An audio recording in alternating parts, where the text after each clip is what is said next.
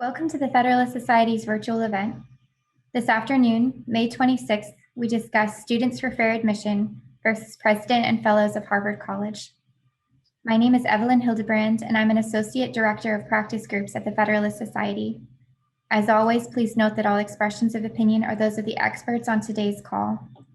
Today, we are fortunate to have with us a very distinguished panel. Mr. Dan Morinoff will be moderating this afternoon's discussion, and he will introduce our panelists. Dan is the Executive Director of the American Civil Rights Project, and he is a member of the Federalist Society's Civil Rights Practice Group. We're very pleased that he's agreed to moderate this afternoon's discussion. After our speakers give their opening remarks, we will turn to you, the audience, for questions. So be thinking of those as we go along and have them in mind for that portion of the event. If you do have a question, please submit it at any time using the chat or the Q&A function at the bottom of your screen.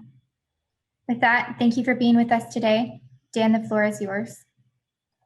Thank you, Evelyn. And yeah, on behalf of the Federalist Society, let me welcome all of our guests, folks. We're glad to have you here. Even those of you who are actually watching the recording subsequently and aren't even virtually with us right now.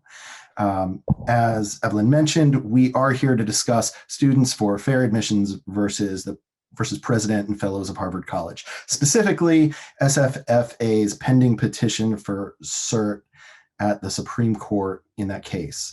As of this week, I understand the petition is fully briefed and that the justices should have received their copies of that briefing yesterday for consideration at their June conferences. Our audience is not here to hear me talk about any of that, though, so let me get to introducing our esteemed guests. On the one hand, we have Anna Ivey. Anna is a graduate of Columbia College and the University of Chicago Law School, who studied at Cambridge, the British one. She is a one-time Dean of Admissions at the University of Chicago Law School, founder of Anna Ivey Consulting, which helps applicants with their applications to selective schools. She literally wrote the book on law school applications and published another on how to prepare a standout college application. She is joined by Corey Liu, a graduate of the University of Chicago as an undergrad and of Harvard Law School. Mr. Liu clerked for Court of Appeals judges Andrew Oldham at the Fifth Circuit and Danny Boggs at the Sixth. He also worked for Judge Don Willett back when he was Justice Willett, the Tweeter Laureate of the Supreme Court of Texas. He is a former Assistant General Counsel to Texas Governor Greg Abbott, now a partner in Austin at the Ashcroft Law Firm. Mr. Liu is also the filer of an amicus brief in SFFA versus Harvard on behalf of David Bernstein, a professor at George Mason Scalia Law School and author of The Modern American Law of Race. We know you both have a great deal to say about this case, and before letting you do so, I'll preempt just long enough to thank you in advance for taking the time to visit with us today and share your thoughts. With all of that out of the way, given your backgrounds on these matters, I'm going to start things up slightly differently than maybe is the norm by asking you, Anna, if you could explain to us what it is that Harvard is actually doing, or at least what it is that Harvard says that Harvard is doing in its admissions policies and in its use of race. And once you've had the chance to do so, then I'm going to ask you, Corey, to explain the case presented by SFFA's petition for cert. I expect that both of those will probably go about 10 minutes, and then we'll be able to allow each of you to respond to the other, potentially even to discuss the issues raised more humanly. But with that, enough of my yakking. It is time to pass the mic to Anna. Thank you for having me, Dan. I love that we have this UChicago trifecta right here. Go UChicago. I'm so excited to be here for this important conversation and to learn from the two of you and from our audience as well. And Corey, let me just say from the outset, I know that this case is personal to you in a way that I'm a step removed. And so I'm mindful of that. I get to kind of sit here without direct involvement. So I'm very eager to hear your perspective on things. I'm here today to talk mainly about the admissions implications of the Harvard case. While I'm a lawyer by training. I am not an appellate litigator and have never played one on TV. I should also note that I certainly don't speak for Harvard or for Harvard admissions, which is fine because they have very capable spokespeople. But I have been in the universe of higher ed admissions for quite some time. And so naturally, I've been following the lawsuits with some interest. I'd like to start with a short discussion of the status quo so that we can appreciate and the audience can appreciate what the impact might be if the Supreme Court ends up granting cert and ruling against the current practices. When we talk about affirmative action at highly selective colleges like Harvard, they tend to converge around the same practice. They are race conscious in their so-called holistic evaluation of applicants, among many other factors that they take into consideration. They do that in pursuit of a diverse student body, which Harvard and many other higher ed institutions in the US consider fundamental to their institutional and educational missions. The word holistic is admissions speak and a bit inside baseball. It also does a lot of heavy lifting in this legal context, and one could even argue that it gives cover in a way that it shouldn't. So that'll be a very interesting conversation. The first thing to understand about holistic admissions is that it is distinguished from other admissions models, particularly the one that is typically called credentials-based in the admissions world. Most countries follow a credentials-based model. If you want to go to university in Germany or France, you take the Abitur or the Bac at the end of high school, and that largely determines where you go to university and what you are eligible to study there. Admissions officers or officials, really, they do not try to peer into applicants' souls through things like personal essays and interviews. Some universities in the UK are closer to the American model, but it's fair to generalize by saying that the American holistic model is mostly a model unto itself. That's the universe of selective colleges in the US, meaning it has a competitive process for a spot where demand for those spots exceeds the spots available. And there are things taken into consideration other than, say, just hard numbers or hard credentials.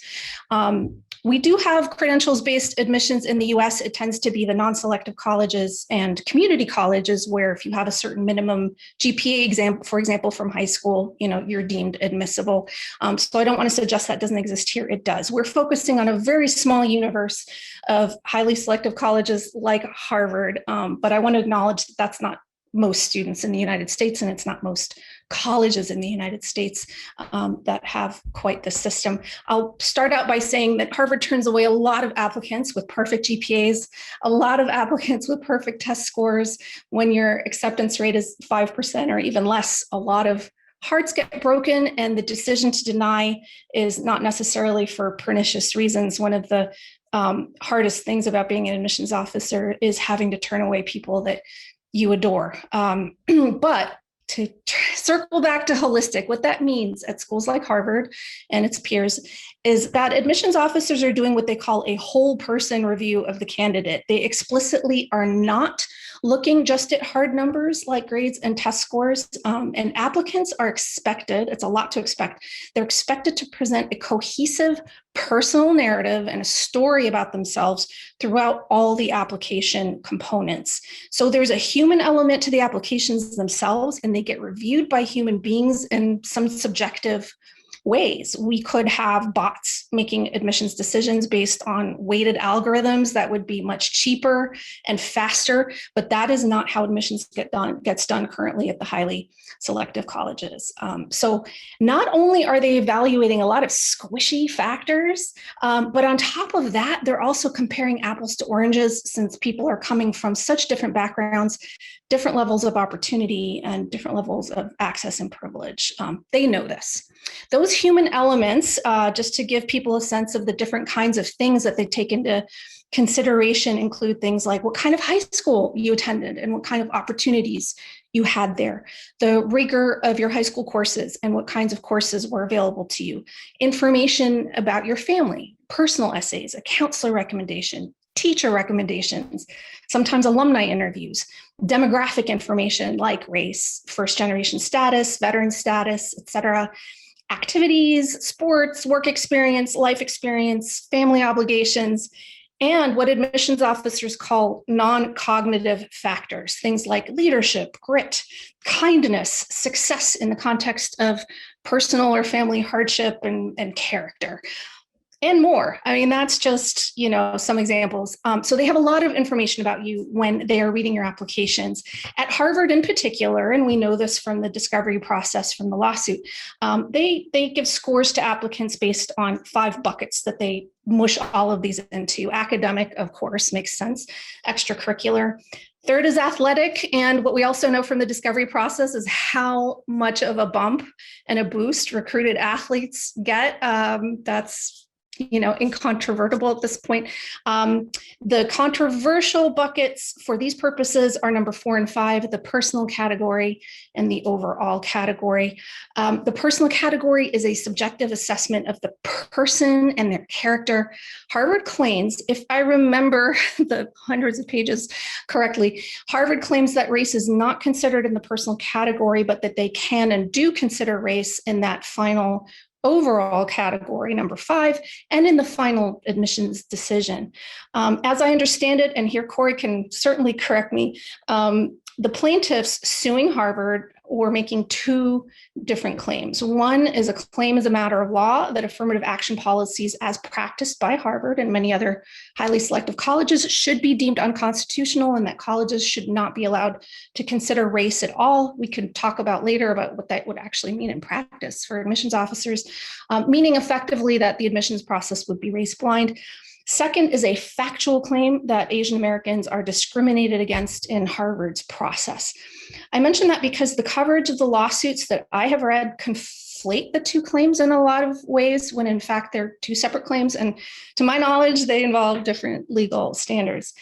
With respect to the constitutionality of affirmative action, in general, one can obviously debate whether that's a good system and which squishy elements should be considered at all. Obviously, that's a source of much dispute, why we're here today. But to be clear, under the current law, Harvard's affirmative action policy on its face does abide by Supreme Court precedent and the current state of the law. Bakke, Gratz, Fisher, that whole line of cases. So if the Supreme Court decides to ban those practices, it will effectively be overturning decades of precedent, as sometimes it does. The composition of the court has changed since those prior cases were decided. And so now we have potentially up to 6 votes that might strike down affirmative action. We shall see. The factual claim is an interesting one as well. That came down to a battle of experts at the district court level. Each side had a highly respected economist doing a regression analysis on Harvard's admissions data over, I think it was the previous 6 years. Now, I should note, I'm not an economist or a statistician. Neither are the judges, I'll point out. The economist for the plaintiff attempted to show that discrimination is in fact occurring against Asian American applicants compared to other similarly situated demographics. The economist for Harvard argued that the plaintiff's methodology was flawed. You are all welcome to dig into those studies and draw your own conclusions. I believe the district court ruled that the data were inconclusive with respect to whether discrimination was happening at all or what accounted for the difference in outcomes, meaning they also were unable to reach a conclusion that there was an intent to discriminate. And as many of you already know, the appellate court upheld that ruling. It went so far as to say that factors external to Harvard, like personal essays and recommendations, were the cause of the negative correlation between being Asian American and that personal score, rather than any racial animus. I'd love to talk about that later if there's time, because I think if that is the case, that counselors or teachers who write recommendations or the alumni who conduct the interviews might have implicit bias against Asian Americans, then surely the colleges can and should control for that in their evaluations. And if they're not, shame on them, right? So we can circle back to that. I think that's a really interesting thread to pull there. The part that is very interesting to me from the admissions side is that the plaintiffs, I believe, Corey, again, you'll correct me, never argued that affirmative action was working as a penalty against Asian American students. I think they conceded that Harvard's preferences for Black and Latino applicants could not explain a purportedly disproportionate negative effect on Asian Americans. So affirmative action wasn't actually the problem, but as a remedy, they are seeking to have the Supreme Court strike down affirmative action. Let me show you one slide, I promise, just one slide that might make that more concrete for our audience. In particular, just because a college takes race into consideration does not mean it has to work to the detriment of Asian American applicants. So let me pull up my little slide here. Here we go. All right, please give a holler. If you're not seeing that, you should be seeing something labeled the Common Data Set 2019 to 20, which I pulled up. This is a questionnaire that colleges fill out every year. It's a standardized questionnaire. And they actually say, what they consider in the process. So I pulled them up for Harvard and Caltech. Now, Harvard is interesting because you'll see that they of the factors that they do consider, and they do consider race, here is highlighted, they lump everything into the considered column. They don't break it out between very important versus considered. And I think lumping it all together just into the one considered column, contributes to this lack of transparency and this feeling that you're dealing with a big black box that so many applicants, I think, find understandably very frustrating. But look at Caltech in contrast over on the right side. They actually do put things in different columns. Contrary to a very persistent myth, Caltech too takes race under consideration, right? So they disclose that here in their common data set. Let me stop sharing and get back to, here we go. There's some stats I want to make sure that I get right. So if you look at Caltech's data here, they take race under consideration, and yet Asian Americans make up something like 40% of the admitted class at Caltech. And even at Harvard, Asian Americans are overrepresented compared to their percentage in the overall US population. And I believe their representation at Harvard has increased by something like 29% over the last decade. So if I understand the discrimination claim accurately, it really revolves around the fact that Asian Americans are the least overrepresented demographic among students that Harvard admits, because I would venture that Asian Americans have been benefiting from affirmative action, given those statistics, but perhaps just not enough. That seems to be the premise. And from personal experience with applicants, I also want to add that there are plenty of Asian American applicants. And of course, it is not a monolith. There are many different subgroups among Asian Americans, and certainly there are different camps as well on this topic, but there are plenty who do want to tell their personal story in a way that does not ignore race, their race. Certainly at this moment in US history, even the most obtuse observers can see that animus against Asian Americans in American society is very real. And there are applicants out there that don't want to hide that aspect of their lives and do consider it an important part of their narrative. So I don't want to hog too much time. I have some thoughts on what the Supreme Court might do if it grants cert, and where I think the vulnerability is for the current affirmative action regime. Dan, do you want me to hold off on that? It's about another, I don't know, maybe 3-4 minutes. I think we're probably best off letting Corey. Yeah, that's what I figured too. Okay. Okay, well, thank you. And I definitely look forward to having a chance for us to go back and forth. I'm sure we could ask a lot of really interesting questions to each other. And so I definitely look forward to that part of this. But I kind of want to take my time to sort of tell a little bit of my own story of how I got interested in this issue. It basically stemmed from my application to college. That was the same year as Abigail Fisher, 2007-2008 cycle. And I had a lot of Asian friends, and we were all going through the process together. And when we hear that lofty rhetoric, that part of what Anna described and what you see on the websites of all these different schools about taking into account who you are as an individual, getting to know all aspects of you beyond just the academics, and to get to know the whole person, which is kind of often used as a definition of what holistic means. What does that exactly mean? And if race is a factor, how does that affect someone who's Asian? And a lot of us had this sinking feeling that we were not exactly the objects of sympathy of these university administrators in terms of who they felt deserved extra weight in evaluating a student's race, and that we would hear terms, like Anna said, overrepresented, as if just a couple percentage points of the population who happened to be Asian did well, that would mean that all of a sudden we don't face discrimination, or somehow our share has been, we've exceeded our share, and so now we're taking up spots from students of other races, or something like that. And so that's just something that I think a lot of us intuited, knowing that there's just not a lot of Asians out there. And so if we're going to be evaluated against other Asians, that means the competition is going to be stiff. But a school like Harvard, because it's a private university, never had to make their admissions information public. And so it was only after the Students for Fair Admissions versus Harvard lawsuit that we got access to the secret documents after a lot of litigation and a ruling from the judge. And so now we've learned more than we've ever known about how Harvard does undergraduate admissions. And unfortunately, a lot of the facts that came out confirmed our worst fears.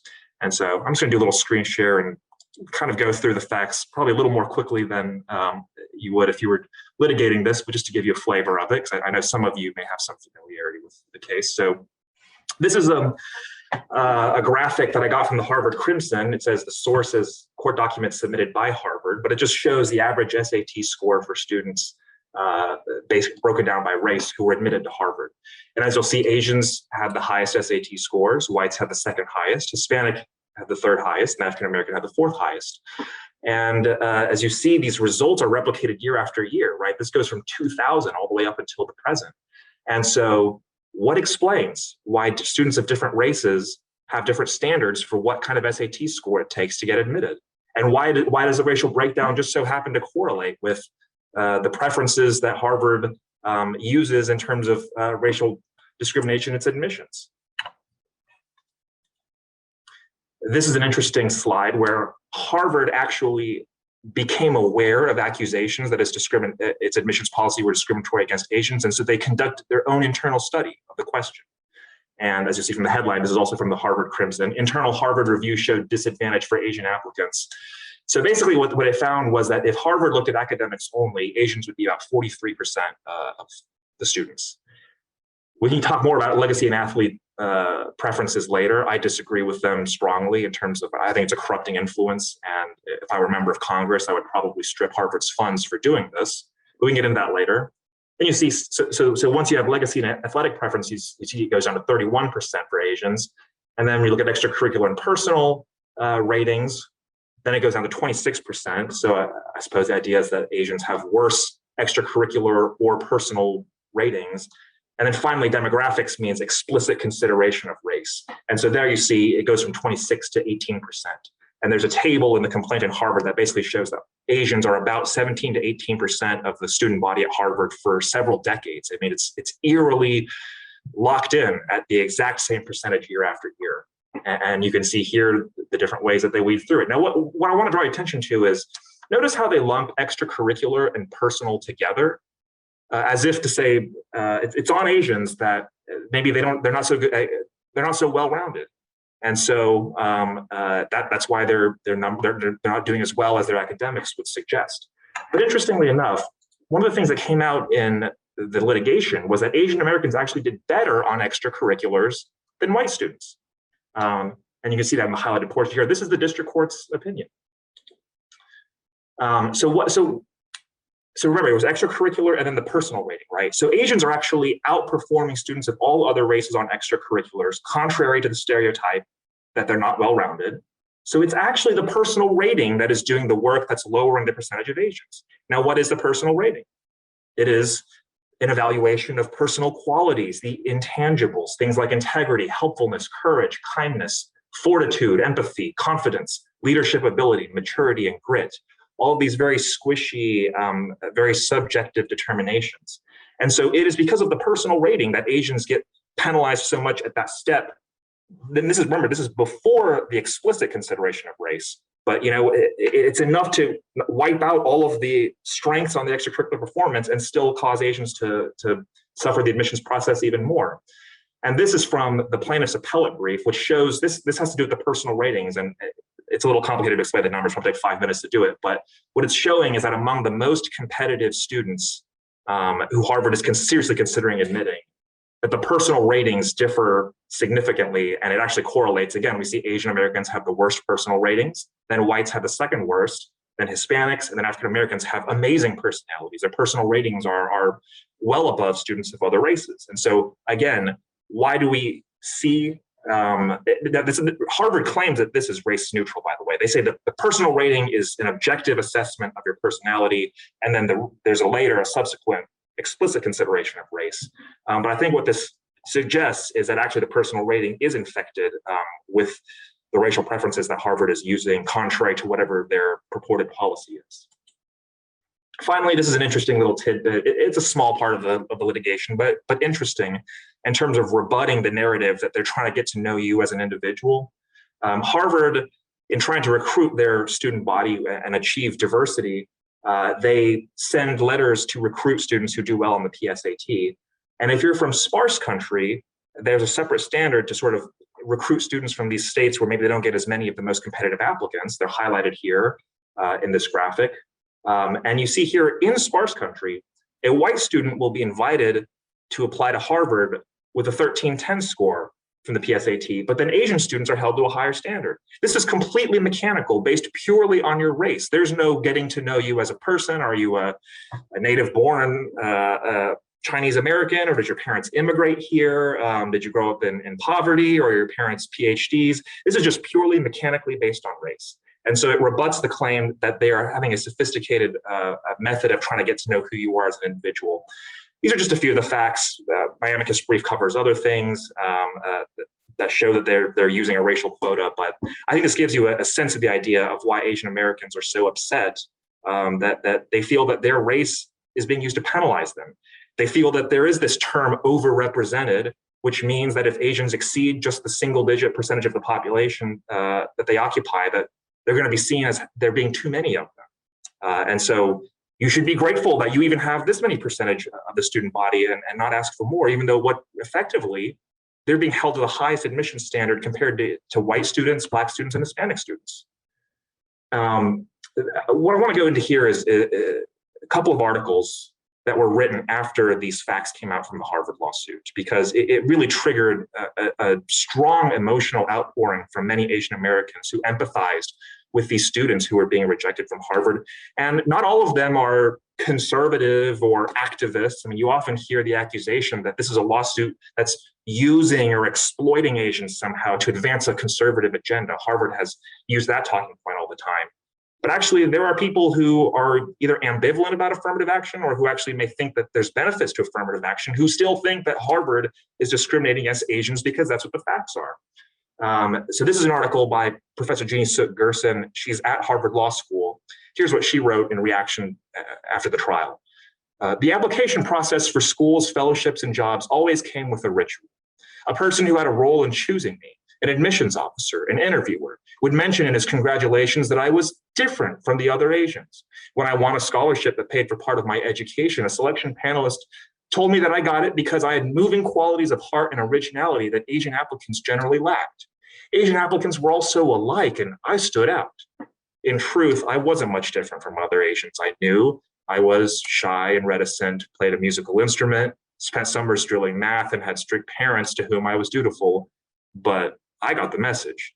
To be allowed through a narrow door, an Asian should cultivate not just a sense of individuality, but also ways to project, not like other Asians. This is from Slate magazine. Aaron Mack, again, someone who he describes himself as having sympathies for affirmative action. But this is sort of an excerpt that I cut out. It's a very long article, but I think this is probably the most scathing thing I've read and really resonated the most with how I felt when I applied as a high school student. Like many other high school seniors, I carefully manicured my identity to cater to the admissions committee. But that effort also involved erasing it in order to appear white, or at least less Asian. I chose to leave the optional race and ethnicity section of the form blank, a practice common among Asian applicants. I assumed Mac isn't a popularly known Chinese surname in the US. My dad used to jokingly point out that it's one letter off from the Gaelic surname Mac. Maybe an oblivious admissions officer would mistake me for Scottish. I didn't tell my father how much I'd hoped our family name would be misread. I marked my intended major as philosophy, thinking this was one of those impractical fields that most sensible Asian parents would not allow their children to pursue. I had no intention of actually following through. I avoided participating in the Future Doctors Association, ping pong club, robotics, the Asian culture group. I quit piano, viewing the instrument as a totem of my race's overeager striving in America. I opted to spend much of my time writing plays and film reviews, pursuits I genuinely did find rewarding, but which I also chose so I wouldn't be pigeonholed. I enrolled in a Mandarin course during my senior year of high school, never having learned a Chinese dialect as a kid, but I dropped it a few weeks in. I told people it was because I was too busy, but in actuality, I didn't want Mandarin on my transcript and as a second language on my application, which I feared could be a red flag for the admissions committee. So let me stop the screen share here. So we have the rhetoric of treating everyone as an individual, getting to know you as a person. And then we have the reality of how it actually is practiced. You know, Anna mentioned the debates between the experts, but I don't think you need a PhD in statistics to know that if race is going to help some people, it's going to hurt other people, where there's a limited pool of the number of students who can be admitted. And I think what this lawsuit has done is highlight the unique way that this kind of policy would affect a group like Asians, where we're only single digits of the population. And basically, as Judge Sparks said in the Fisher lawsuit, the University of Texas lawsuit, Asians are overrepresented. He italicized that as if to emphasize that was basically all that needed to be said about Asians. That's the only mention in the district court, the Court of Appeals, or the Supreme Court's opinion in that case. And so when I read that was the definitive resolution of my rights and where I belonged in this country and where my kids would belong. That one sentence, that we're overrepresented, that's inadequate. Our Constitution guarantees equal protection of the laws. It guarantees anti-discrimination. That's the legacy of the civil rights movement at Brown v. Board of Education. And here we have schools patting themselves on the back, congratulating themselves for policies that they're claiming are being inclusive, when in fact, year after year, they're continuing to discriminate against thousands of Asian Americans.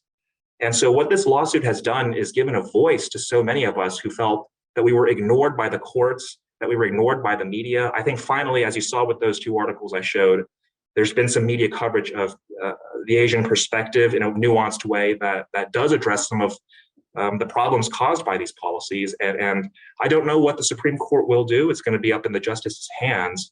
But to quote Adam Mortaro, the trial lawyer who gave the closing argument at the Harvard trial, the history books will show that there was discrimination against Asians. That much we know. The facts are indisputable. And the only question that remains to be seen is whether the courts did anything about it. So I think there are many Asian Americans who are eagerly awaiting this opinion. We hope the court does the right thing. But regardless, I think it will go down in the history books as exposing a terrible chapter in our country's history that we should all be ashamed of. All right, Anna, I don't know if you want to start the Q&A, or if Dan has any questions, we can go back and forth. I have some questions to ask you, but you know. Yeah, I have thoughts. Sorry, Dan. Yeah, yes, no, please. If you do, I certainly want to give you a chance to respond. Yeah, and look, I'm really not here as the like pro side to Corey's anti side. I mean, I think we're actually converging in some ways that I think could be kind of interesting if we flesh it out a bit. Some of the things that jumped out at me from Corey's discussion just now is that, you know, with the highly selective, AKA highly rejective school like Harvard, for some people, there is this huge obligation to stand out, right, and look different. And the thing that I think he's absolutely right about is that expectation is not applied across the board. If you're just, if you're kind of a wealthy white person, who's strong in sports or whose parents went to Harvard, you don't look all that different from other legacies and recruited athletes. There is no obligation that you abandon your activities for something else and, try to be the flower that sticks up this way instead of that way. And I think that is a very astute observation that, Asian Americans do feel that pressure. And I can confirm, that pressure is not applied to certainly plenty of categories within white applicants. I think I'd like to turn to what I think the Supreme Court might do if they do grant cert and decide they want to knock this, at least shut down affirmative action. I'll just say on the discrimination side, Corey, all due respect, I'm not a litigator in this case, and I have not filed an amicus brief, so I'm not really taking the advocate's role in that respect. But I do think, by definition, the facts are controvertible. So, I just want to push back a little bit on that, although I can certainly understand your argument and your position, and I'm not saying it's wrong. On the affirmative action side, the other claim, if the Supremes, how I like to call them, do take the case, I think the current affirmative action regime is most vulnerable when it comes to how to define diversity, right? Because it's been deemed a compelling state interest under the Equal Protection Clause, right, by previous compositions of the Supreme Court. But how much diversity is enough diversity, right? That's back to your point, Corey. How does that get decided? And there's a lot of bodies buried probably, right, in that system that is not so attractive and that schools might not want us to know about. So, the Supreme Court has historically given great deference to universities to make that determination about how much diversity they need and, how much is too much and for what groups. They've defer to the universities, but that's very vague. And so I think that's one sort of area of vulnerability. And then, because the previous cases said, over on the non-permissible side is something that's mechanical, it's quotas, it's set-asides, it's points. What's permissible is a goal, right? Whatever that means, where race is quote unquote not decisive. Basically, that whole line of cases, I think, has created this holistic system that we've ended up with, because in that universe, schools can stay on that side of the line, right? But at the same time, because they can say, look, we point to all these other non-quantifiable subjective things, and we're all going to put them in the same category, considered. But that gives them a lot of cover. And that goes back to that lack of transparency that I'm not a huge fan of. And I think, I can understand why people are extremely frustrated with that. So where's that line between critical mass and quotas? Who knows, and is that a justifiable regime that we live in? Maybe not. I think that's a vulnerability. And, the current permissible model of affirmative action, they have this diversity rationale, but it has also not been extended to race-based practices outside of higher education. So there's also a consistency problem. So, for example, they don't give nearly as much deference to employers. And I defer to the actual current litigators here. I've been out of school for a while, right? But the whole Adirond line of cases, they don't defer to employers when employers want diversity, right? They don't give that kind of deference to employers the way they do to universities. And so, I think there are a couple of different spots where a court might take a fresh look at this and say, there's a lot that's kind of out of whack here, and given the new composition and the way the voting might go, that might be what it takes. But let me stop there. Corey, I'm so curious to hear more from you. Sure. Well, I can give my little speech on the diversity rationale and some legal critiques of it, but I kind of want to just start off by asking, do you think, and I don't want to get too, answer to whatever degree you feel comfortable, but if, I'm sure you have plenty of clients in your college and law school consulting who are Asian. Do you ever recommend that they try to be either careful about looking too stereotypically one way or trying to round themselves out by doing certain things that are against the stereotypical Asian model? Because that's what I would tell my kids. I think by the time I started thinking about college admissions, I had most of my high school record already completed. But if someone asked me that, I would probably say what those folks in the article said, which is, be careful about doing, piano, math, and wanting to be a pre-med or an engineer, because that could really box you into a category where they just feel like there's too many people who all look the same. I mean, do you think that's a concern that a young Asian would be well advised to think about? We never tell people to pretend to be something they're not, or to care about things that they're not genuinely interested in, just in the interests of college, quote unquote. There's a challenge that every applicant has, regardless of race or ethnicity, which is chances are there are plenty of other applicants who have some very similar credentials.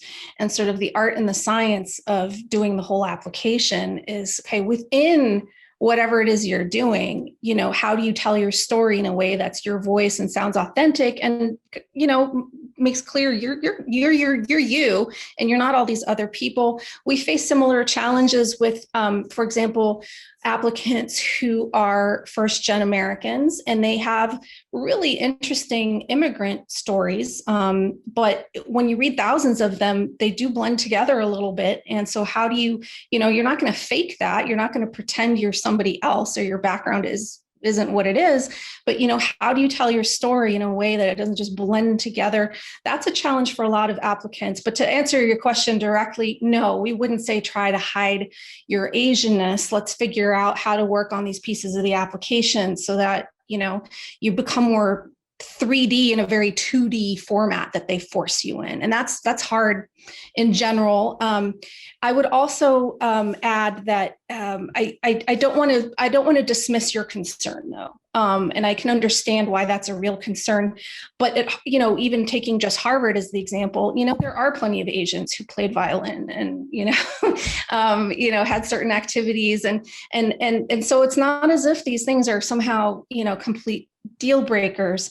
But as I say, I'm not insensitive to what an Asian American applicant, which I'm not, obviously, it is not, that part is not personal to me. And I get that difference. But I would say, it's not an obvious immediate deal breaker. But I absolutely can understand where that frustration comes from. And I think because of the black box of holistic admissions, I think ultimately nobody ever knows why they got in or didn't. You can make some conjectures. Sometimes, you think, okay, my guess is X and it's probably pretty solid, but ultimately, you'll actually never know. And so, I think sometimes people who haven't sat on the admission side of the table can sort of assume certain, I must have been denied because I, play violin and I'm Asian American and, I fit the stereotype, when maybe that wasn't it, So as I say, especially when they're rejecting so many people, I think it's hard to jump to very specific conclusions about why any one person didn't get in, even when they look really, really qualified. They turn away lots of qualified people every single year, right? And what I want to suggest is that, as in all areas of race discrimination, right, there's rarely a smoking gun, let's say in employment. I'm firing you because of your race, right? That right. We don't see emails like that. We just have to infer from the circumstances, the treatment, compare it to the treatment of other people. And there's always it's a fact-intensive question. And so you're right, we don't get a written explanation, but we do compare notes and year after year, and people are sharing their stories. And so, when I was in high school, one of my classmates who was my friend, he had a perfect SAT, perfect ACT, son of immigrants. Their parents didn't have much, but they really sacrificed a lot to give him a chance to, stereotypically, unfortunately for him, to be a doctor. And he was great. Great in sciences, had a really sweet heart.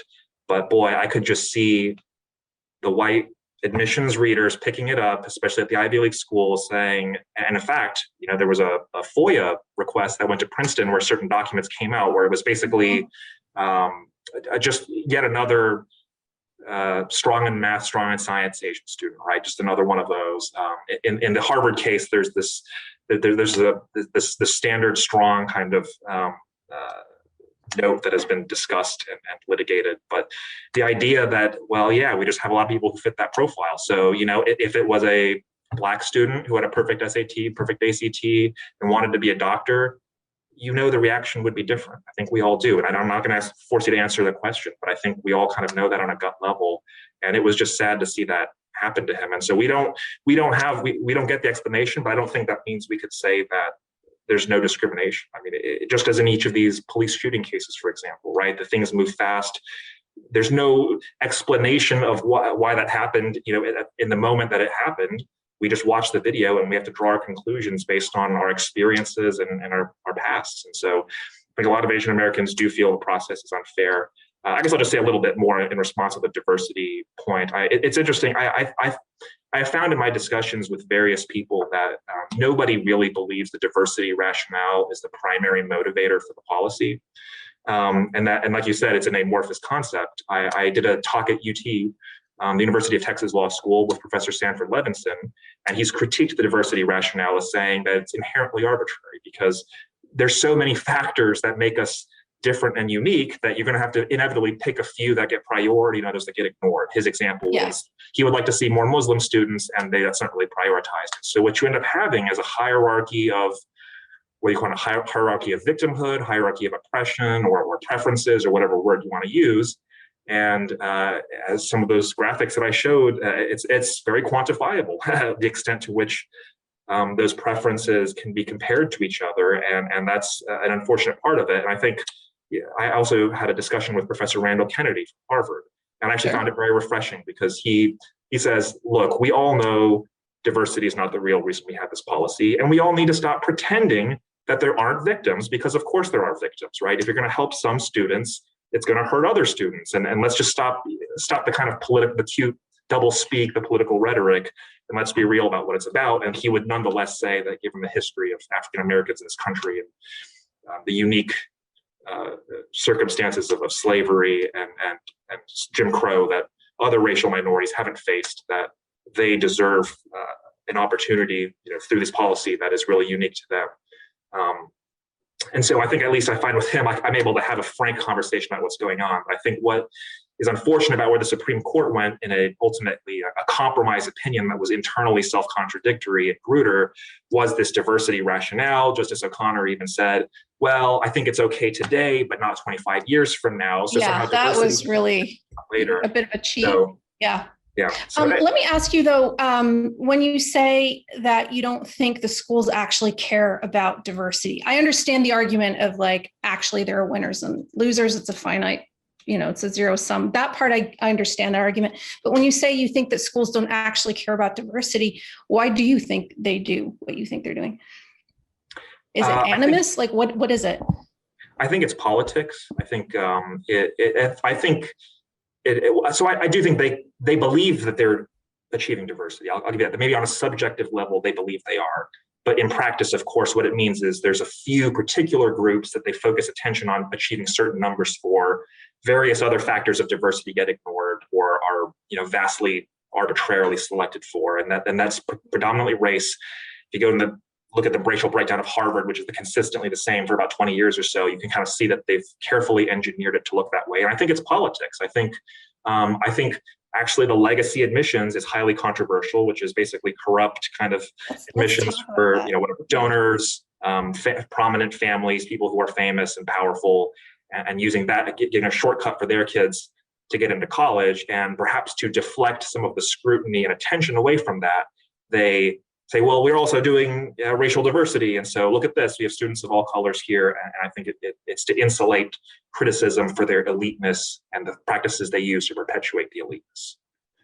Yeah, well, it's a reminder that on a very fundamental level, if you're at a selective college, again, by definition, as an admissions officer, you are discriminating. You're saying you get in, but you don't, for whatever basket of reasons, and you don't. So then there's permissible discrimination, which is sort of the day-to-day, admissions world. And then there's impermissible discrimination. But let's be clear, being an admissions officer at a selective college, you're discriminating among different applicants, including in a non-pernicious way all day long. That's the definition of selective admissions. And it's sort of I don't want to call it an oddity, that's the wrong word, but sort of an interesting aspect to our legal system is that when you discriminate based on race in a penalizing way, that, that does implicate the Constitution. If you discriminate based on sports ability or legacy status, that's not obviously implicating the Constitution, right? We don't have language in the Constitution about legacies and recruited athletes. And you're right, one of the things that came out of that big data dump from the discovery process was to get some hard numbers around legacy admissions and recruited athletes, and also people that are, donors. And it is something that we all knew anecdotally, like we knew this was happening. We knew this was a practice and a strong preference, but it's another thing to see the cold hard data. So I imagine we have you personally to thank for that. And I don't disagree with you in the slightest. I think the role of sports to this degree and legacy admissions is totally corrupting of the mission. And if they really care about their educational missions, why don't they care more about what it's doing on that side of things? And I get it. I've also worked in development at Stanford. I know how this sausage gets made. I understand that, certainly on the legacy side, this is very much a revenue-driven consideration, but it really, I think, puts to bed any fiction that admissions to these highly selective colleges is some kind of meritocracy. Like that is dead in the water, right? And the idea that, because you got into Harvard means, you're some kind of academic superstar. It's just that cliche is now just blown out of the water. I also want to point out that, and you might have strong feelings about this as well. Part of the issue too is that when we talk about overrepresentation or underrepresentation, and I agree those are fraught terms, all these forms and the sort of data analysis tends to lump Asian Americans together when in fact, I believe, for example, Southeast Asians are actually underrepresented, right? For example, Filipinos are underrepresented. You parse it out a little bit and you realize you really shouldn't be talking about Asian Americans as one giant category. I mean, that's just silly. One of the things from when I was an admissions officer, and I still see it now in all the applications, when there are those drop downs in the applications where you categorize your race, and it's optional, but it's there. They use the categories from the Department of Education. And I have so many beefs with the taxonomy, so many, not just for Asian Americans. The way they define Latino in some ways makes no sense at all. It gets really silly. And then the schools add their own layer. And so, for example, some schools will say, well, if you're from North Africa, you count as white. Well, I promise you, someone who's from North Africa doesn't consider themselves white and actually finds that a bit offensive that they're being lumped together with white. If I could briefly mention, my amicus brief with Professor Bernstein makes that exact point, which is that where did these racial categories come from? The answer is actually, according to his article, basically some bureaurats in the 70s realized they wanted to standardize the categories. Yeah, and it's a garbage taxonomy. It's a garbage taxonomy. Which is what amplifies the tragedy that's being used to discriminate against a whole group. And actually our brief also points out to various points in the record where they don't differentiate among Asians. They actually just look at the raw number of Asians overall. Yeah. And so I think those are all criticisms that reinforce the arbitrariness of what they're doing. To be narrowly tailored, you have to justify the categories you're even using. Why do these particular categories promote educational diversity? And finally, that's what I'm emphasize one point, which is that because these racial categories are arbitrary, I don't think they should ever be used in admissions. But I do think schools can legitimately and certainly lawfully consider socioeconomic factors, the family you grew up in, things like that are race blind, because the truth is race is not a perfect proxy for disadvantage. And I think there's other factors you can look at that more accurately describe whether someone's advantaged or disadvantaged. And so that's why I think the focus on race is a political thing rather than a genuine attempt to bring advantage to people who are disadvantaged. Well, I think that was the old rationale for affirmative action. I don't think it is now. But Dan, Corey, can I just ask you a really practical question? Because this actually does play out in real life. If you are race blind or you're race conscious and you just kind of get your yield wrong, which is a whole thing for admissions officers. Say you've got an incoming class and there's one Black person. Do you think that's the right outcome? I think. Or do you think that's a problem? I would say that actually happened at Berkeley Law School. It actually happened at UChicago Law School as well at one point. You know, would you find that troubling, and is that outcome okay? And I don't ask that rhetorically. Like, is that something that you think, like, yes, that's the right outcome if it's race blind in the process? Yeah, I think we will never achieve utopian proportional representation in all fields. It will never be the case, for example, that Asians are 6% of every single field. There will be some fields where they're overrepresented, some fields where they're underrepresented, because it would take communist level forced planned economy to achieve picture perfect representation in every single field. So I think that's an unrealistic standard to go by. To the extent we're concerned about making sure that these institutions of power are actually accessible to people of all backgrounds, I think it's good to make sure that we do have inclusivity and accessibility. I think where I would draw the line is at quotas. And so I think trying to focus on improving. Do you think that, so if I understand you correctly, that outcome is okay? It might not be ideal, but you're okay with that scenario? I think it's possible that, if it's the outcome of a fair process in that the applicant was not limited to that percentage of the student body because of their race, then I think the question would be, we need to ask the question, why? Why were the X, Y, and Z students not accepted? Was it because of their academic performances? Was it because of what other factors? And look, are they legitimate or not legitimate factors, right? So if it was purely on academics and that resulted in a particular racial breakdown, then the question would be, are we okay with students of a certain race having lower LSATs or SATs? And then we'd have to look at whether the test is a good test. But I don't think we're ever going to get a perfect utopian breakdown of where it's X% white, 6% Asian, right? I mean, that's not how a free society ends up. And I think to try to force it to look a certain way inevitably imposes these costs and generates resentment. Let me throw in, 2 to 3 things rather briefly, because I know we're running short on time here.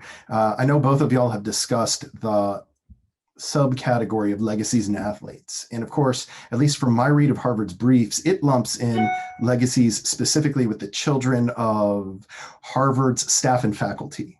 That's how they do that. And they actually, in their brief, argued that the fact that there is no racial difference in the admissions, qualifications, and percentages of Asian versus non-Asian faculty families or legacy families demonstrated there could not be racial animus.